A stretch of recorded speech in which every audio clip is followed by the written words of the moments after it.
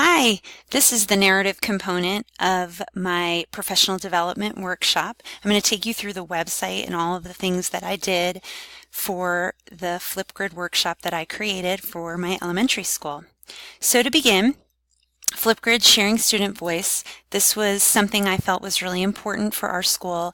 One of our school improvement plans is to increase written communication skills in students, and so I felt that improving basic communication skills would help us to get to where we want to be with writing. So Flipgrid is a great program where students can video record themselves, sharing ideas, expressing opinions. I'm hoping that giving them these opportunities to share their voice will help them when they're moving on to written expression. So anyway, to begin, as the teachers came in, we started with the agenda. And as you can see in the agenda, we began with a pre-survey. All my surveys are over here under survey instruments. And in the pre-survey, basically, I just wanted to know what were their thoughts on student voice, how they were using student voice in the classroom, had they heard of Flipgrid, etc. So after that, we went on and talked about the school improvement plan, talked about improving written communication and coming up with some ideas of fun ways to do that to engage the students. And Flipgrid is one of the best ways that I've seen. So then I went on to a PowerPoint presentation that I created. You can see right here, you can download it, or I've pulled it up and scribed here on this website. The only thing when you're glancing through here is that I do have an embedded video, and inscribed it will not show up. So if you want to see the video that was created for the Flipgrid company's website that they created, you can go to the PowerPoint and that will show you the embedded video. And it basically talks about Flipgrid, how it works, the importance of student voice in the classroom. But otherwise, you can just kind of scan through what my talking points were here for the presentation. So the next thing that we did was we moved on to some hands-on activities, and I asked the teachers to create their own account and set up a grid and create a topic. So this is where my workshop handouts came into play. Again, I have them here where you can download them, or if you just want to kind of glance at them, they're here. So this was what we went through to create our grid and our topic. And then I asked the teachers to share, to assign the topic to another teacher in the classroom so that they would see how to assign it to the students.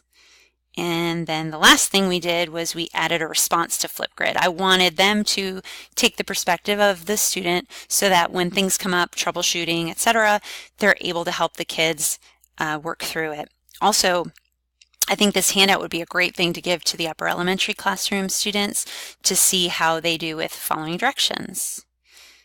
And just in general, the last handout I have is just some tips and ideas on Flipgrid and where to go when you need help.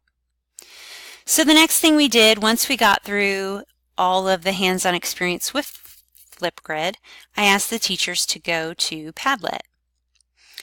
And on Padlet, I created a topic asking everyone to share their ideas for using Flipgrid in the classroom. So these are some of the ideas that we came up with.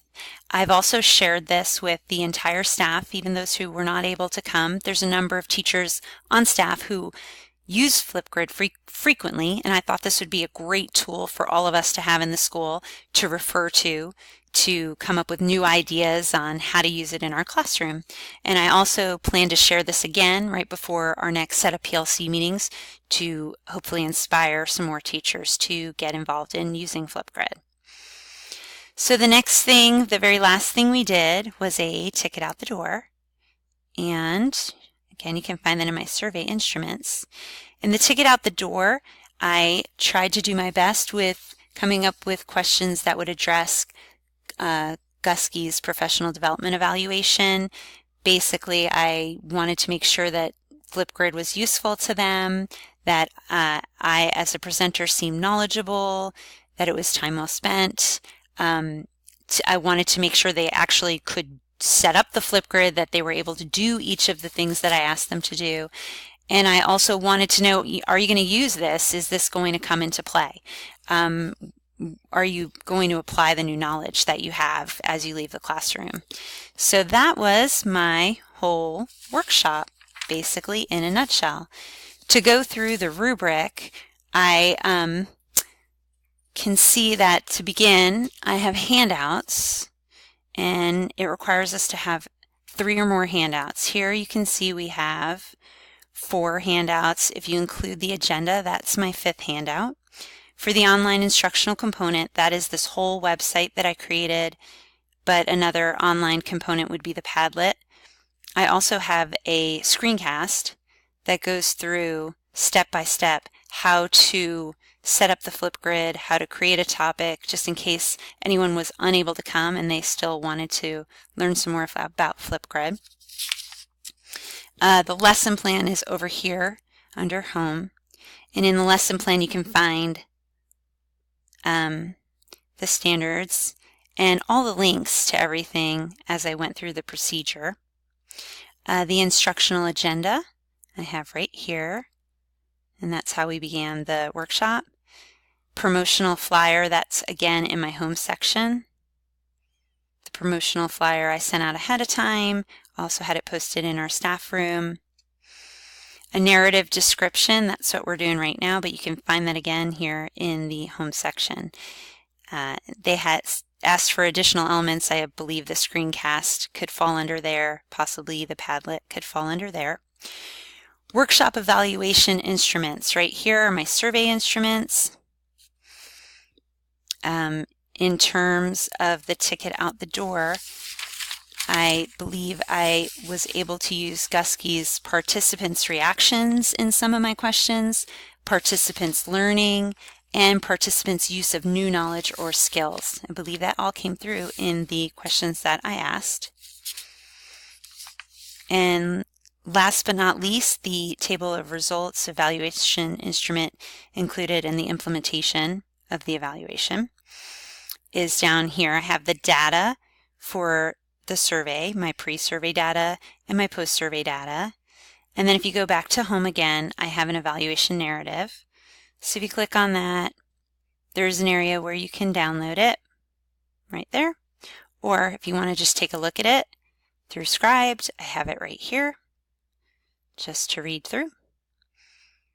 And that's it. I feel like I hit everything in the rubric for our 1-hour instructional technology workshop.